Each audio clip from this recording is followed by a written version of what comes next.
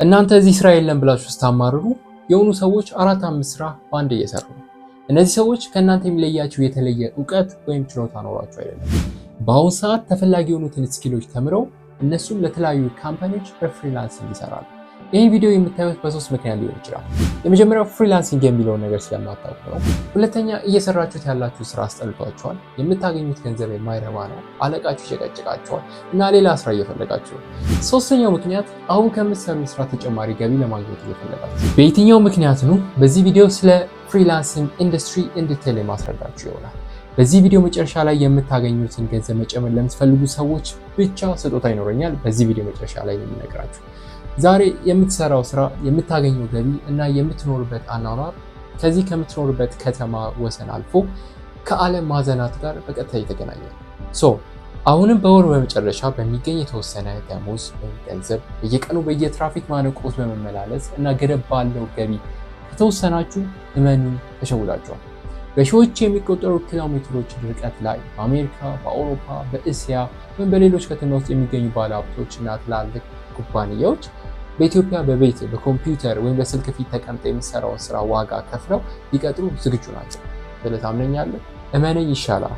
ይሄ ያለፈ ታሪክ አይደለም፣ አሁን እየተከናወነ ያለ ነገር ነው። ይህ የዛሬ የዲጂታል ኢኮኖሚ ውስጥ እየተከናወነ ያለ እጅግ አስገራሚ እውነትና ለውጥ ነው። አብዛኛው ሰው ግን ይሄንን ግዙፍ እድል ጊዜ የለኝም፣ እውቀት የለኝም ወይም እንዴት እንደሚጀመር አላውቅም በሚል ሰበብ እያለፈው ይገኛል። እመኑኝ ሁልጊዜ ፈርስት ሙቨር አድቫንቴጅ የሚባል ነገር አለ። ለመጀመሪያ ጊዜ ካመለጣችሁ ይሁን እሺ፣ አሁን ግን እንዳያመልጣችሁ እኔ ያሳያችኋለሁ። ከመቅረት መዘግየት ይሻላል የሚባል ነገር አለ። ዛሬ በዚህ ቪዲዮ ውስጥ ማንም ሊነግራችሁ ያልደፈረውን ነገር ግን ህይወታችሁን በ180 ዲግሪ ሊለውጥ የሚችለው የፍሪላንሲንግ ኢንዱስትሪ እውነት ከርዕሰ ጉዳዩ አንስቶ እስከ አሰራር ስልቱ ድረስ በጥልቀት አስረዳችኋለሁ።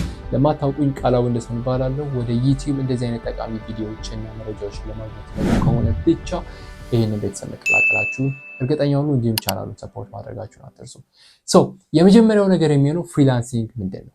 በቀላል አነጋገር ፍሪላንሲንግ ማለት ለማንም ቋሚ ተቀጣሪ ሳይገዙ የራስን አለቃ ሆኖ በባለቤትነት ባለ ክህሎት ላይ ተመስርተ ለተለያዩ ግለሰቦች፣ ድርጅቶች ወይም ኩባንያዎች አገልግሎት በመስጠት በሰዓት፣ በፕሮጀክት ወይም በወር የሚከፈልበት የስራ ዘርፍ ነው። ከባህላዊ የስራ አይነት ወይም ትራዲሽናል ኤምፕሎይመንት የሚለየው ትልቁ ነገር ቢኖር በአንድ ቢሮ ውስጥ ከጠዋቱ 2 ሰዓት እስከ ማታ 11 ሰዓት ድረስ በመታሰር የሚሰራ ስራ አይደለም። በዓለም ላይ ከየትኛውም ቦታ ሆነ በኢንተርኔት አማካኝነት በመገናኘት ብቻ በራሳችሁ ሰዓት የምትሰሩት ነፃነት የተሞላበት የዲጂታል ኢኮኖሚ መስክ ነው። ማንኛውም ሰው ከዲጂታል ዓለም ጋር በመተዋወቅ እውቀቱን ወይም ገንዘቡን በመቀየር የሚችልበት ትልቅ ድልድይ ነው። ብዙ ጊዜ እነዚህ 3 ጽንሰ ሀሳቦች ሰዎች ያቀላቅሏቸዋል። ልዩነታቸው ግን እጅግ ሰፊ ነው። የመጀመሪያው ነገር ትራዲሽናል ኤምፕሎይመንት ወይም ባህላዊ ስራ የሚባለው ነው። ሁለተኛው ደግሞ ትራዲሽናል እና ኦንላይን ቢዝነስ የሚባለው ወይም የንግድ ድርጅት የሚባለው ነው። ሶስተኛው ፍሪላንሲንግ የሚባለው ነው። የመጀመሪያው ነገር ባህላዊ ስራ ወይም ትራዲሽናል ኤምፕሎይመንት የሚባለው የተወሰነ ደሞዝ አለ፣ የጊዜ ገደብ አለ፣ ደህንነት ወይም ጆብ ሴኩሪቲ ይሰማሃል። ነገር ግን የገቢ ጣሪያ ወይም ኢንከም ሲሊንግ የሚባለው በቀጣሪው እጅ የተወሰነ ነው። ተጨማሪ ነገር መስራት ብትፈልጉ ተጨማሪ አይከፈላችሁ። ሁለተኛው ግን የንግድ ድርጅት ወይም ትራዲሽናል ቢዝነስ ወይም ኦንላይን ቢዝነስ የሚባለው ይህ ትልቅ ካፒታል ይጠይቃል። ስጋቱ ከፍተኛ ነው፣ ምክንያቱም ምርት ማምረት፣ ሱቅ መክፈት፣ ሰራተኛ ማስተዳደር ስላለብህ። ሶስተኛው ሌቭል ደግሞ ፍሪላንሲንግ የሚባለው ነው፣ ዛሬ የምናወራው ማለት ነው። ካፒታሉ እውቀታችሁና ሙያችሁ ነው፣ ክህሎታችሁ ነው። ስጋቱ ዝቅተኛ ነው፣ ምክንያቱም የምታወጡት ዋነኛው ኢንቨስትመንት ጊዜያችሁንና ጥረታችሁን ብቻ ስለሆነ። የራሳችሁ አለቃ ራሳችሁ ናችሁ። የምትሰሩት ስራ፣ የሚከፈላችሁ ዋጋ እና ከማን ጋር እንደምትሰሩ ራሳችሁ ናችሁ የምትወስኑት። ተቀጥሮ መስራት በጣም ቀላል ነገር ነው። ኢቭን ድርጅቱ የሆነ ባንክራፕሲ ራሱ ቢገባ ሰውየው ጥሎለት ነው የሚሄደው፣ ባለቤቱ ነው መከራውን የሚበላው። ግን ትልቁ በጣም አደገኛው ነገር ይሄ ትራዲሽናል ኤምፕሎይመንት የሚባለው ይሄ ሲስተም የሰዎችን አይምሮ ሪፕሮግራም የማድረግ አቅም አለው። ፈሪ እንድትሆኑ የሚያደርጋችሁ የሆነ ጥናት እያየው ነበር እና ምን መሰላችሁ፣ ለብዙ ዓመታት ኤምፕሎይ ሆነው ሰርተው የራሳቸውን ስራ እንዲጀምሩ ራሱ ኦፖርቹኒቲ ቢቀርብላቸው ይፈራሉ። ምክንያቱም አይምሯቸው ፕሮግራም የተደረገው በሌላ ነገር ስለሆነ ማለት ነው። ፍሪላንሰር ሪስክ አለው፣ እውነት ነው፣ አልዋሻችሁም፣ ሪስክ አለው፣ ግን በጣም ትንሽ ነው ከሌሎቹ አንጻር ስታዩት ማለት ነው። ለምን በዚህ ጊዜ ፍሪላንሲንግ ተፈላጊ ሆነ የሚለው ስናይ ከቅርብ ዓመታት ወዲህ እንግዲህ የዓለም የንግድ ስነ ምህዳር ሙሉ በሙሉ ተቀይሯል። በተለይ ከኮቪድ-19 ወረርሽኝ በኋላ አንደኛ ኩባንያዎች ቋሚ ሰራተኞችን በመቅጠር የሚያወጡትን ግዙፍ ወጪ መቀነስ ጀምረዋል። ለተቀጣሪውም ጥሩ ኦፖርቹኒቲ ነው ይዘው የመጣው ብዬ በእኔ እምነት አስባለሁ። ኮቪድ ብዙ ነገራችንን ቀይሮታል። በእርግጥ ከዛ በፊትም አልነበረም እያልኩኝ አይደለም። ከዛ በኋላ ግን ተስፋፍቷል። ሌላው ነገር ብዙ ነገር ዲጂታላይዝ እየሆነ ነው። ዲጂታል ኢኮኖሚ ምናምን እየተባለ ሲባል ትሰማላችሁ ብዬ አስባለሁ። ሶስት ምክንያቶች አሉ ከነዚህ በተጨማሪ። አንደኛው የዲጂታል ቴክኖሎጂ መስፋፋት ነው። ኢንተርኔት ፈጣንና ዋጋው ተደራሽ እየሆነ መምጣቱ ነው። ሁለተኛው የድርጅቶች ተለዋዋጭነት ወይም ፍሌክሲቢሊቲ የሚባለው ነው። ኩባንያዎች ቋሚ ሰራተኛ ቀጥረው የሕክምና፣ የጡረታ ወይም የቢሮ ወጪዎችን ከመሸከም ይልቅ በፕሮጀክት የሚሰሩ ባለሙያዎችን፣ ፍሪላንሰሮችን በሰዓት የሚከፈላቸውን ማምጣት ይመርጣሉ። ሶስተኛው ነገር አርቲፊሻል ኢንተለጀንስ እና የሶፍትዌር መስፋፋት ነው። ሰዎች ፈጣንና ቀልጣፋ እንዲሆኑ ማድረግ መቻሉ ነው። አሁን የፍሪላንሲንግ ጥቅምና ጉዳቶቹን እኒህ። አንድ ሰው ፍሪላንሲንግ ላይ ሲገባ ምን ጥቅም ያገኛል? ምን ጉዳት ያገኛል? እውነቱ ለመናገር ፍሪላንሲንግ ገነትም አይደለም፣ በጣም መጥፎም ነገር አይደለም፣ መሀል ላይ ያለ ነገር ነው። ከጥቅሞቹ ስንጀምር አንድ ሰው ፍሪላንሲንግ ላይ ሲገባ ምን ጥቅም ያገኛል? ወይም አንድ ሰው በፍሪላንሲንግ ሲሰራ የመጀመሪያው ነገር የጊዜና የቦታ ነፃነት የሚባለውን ወይም ሎኬሽንና ታይም ኢንዲፔንደንስ የሚባለው የትም ሆኖ መስራት ይቻላል። በቤታችሁ፣ በካፌ ውስጥ ወይም በጉዞ ላይ ሆናችሁ መስራት ይቻላል። ሁለተኛው ነገር ያልተገደበ የገቢ አቅም ነው። በሰዓት ወይም በፕሮጀክት ስራው መጠን የምታገኙት ገቢ እያደገ ይመጣል። እናንተ ጊዜ ይኑራችሁ፣ ኤፈርት ይኑራችሁ፣ 24 ሰዓት መስራት ከቻላችሁ ይከፈላችኋል። ሶስተኛው ነገር ፈጣን የእውቀት እድገት የሚባለው ወይም ራፒድ ስኪል ግሮት የሚባለው ነው። ከዓለም አቀፍ ደንበኞች ጋር በመስራት እጅግ ብዙ አዳዲስ ነገሮችን መማር ይቻላል ማለት ነው። ግሎባል ማርኬቱን አክሰስ ማድረግ የሚችሉባቸው ብዙ መንገዶች ስላሉ ነው።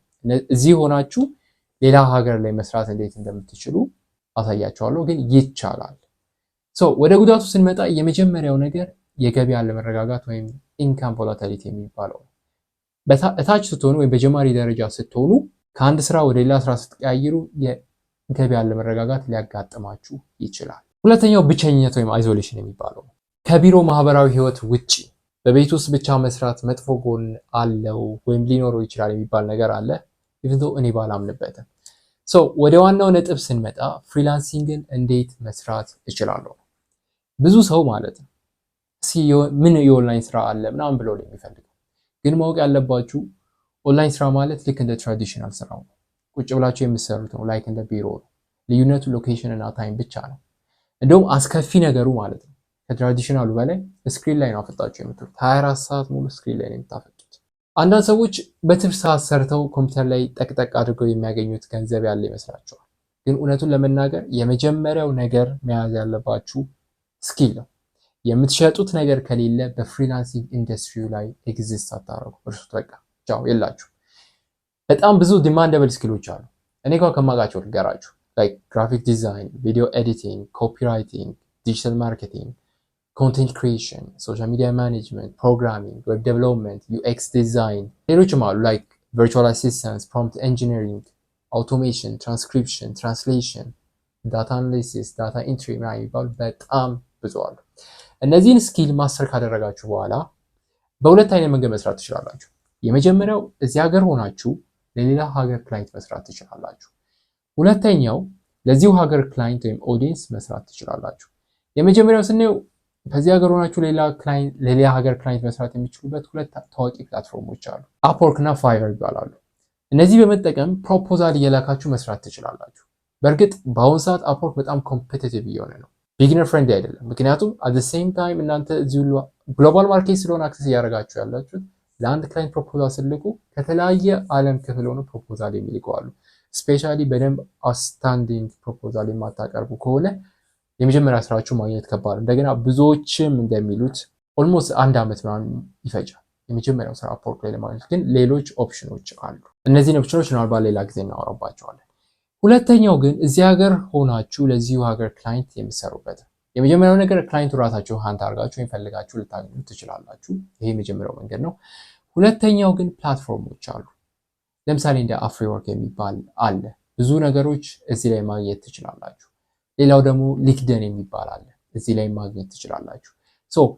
በመጨረሻም የቪዲዮ መጨረሻ ላይ አንድ ስጦታ ይኖረኛል ብያችሁ ነበር፣ ታስታውሳላችሁ። በዚህ በፍሪላንሲንግ ኢንዱስትሪ ውስጥ የመጀመሪያው ወሳኙ ነገር ስኪል ነው። ይሄ ከሌላችሁ ምንም ነገር ማድረግ አትችሉም። ስለዚህ በአሁን ሰዓት እዚህ ሀገራችን ላይ በከፍተኛ ሁኔታ ዲማንደብል የሆኑ እንዲሁም በወር ከ100,000 ብር በላይ ልታገኙበት የምትችሉበትን ዲጂታል ስኪልስ እዚህ ቪዲዮ ላይ ያስቀምጥላችኋለሁ። ይህን ቪዲዮ ውስጥ ገብታችሁ ታይፔ ውስጥ የጠቀስኳቸውን ስኪሎች ማስተር ማድረግ ከቻላችሁ በዚህ ኢንዱስትሪ ውስጥ አንድ ስቴፕ እንደተጓዛችሁ ቁጠሩት። ዲስክሪፕሽን ላይም አስቀምጥላችኋለሁ ሊንኩን። ቪዲዮን ገብታችሁ መመልከታችሁን እርግጠኛ ሆኑ።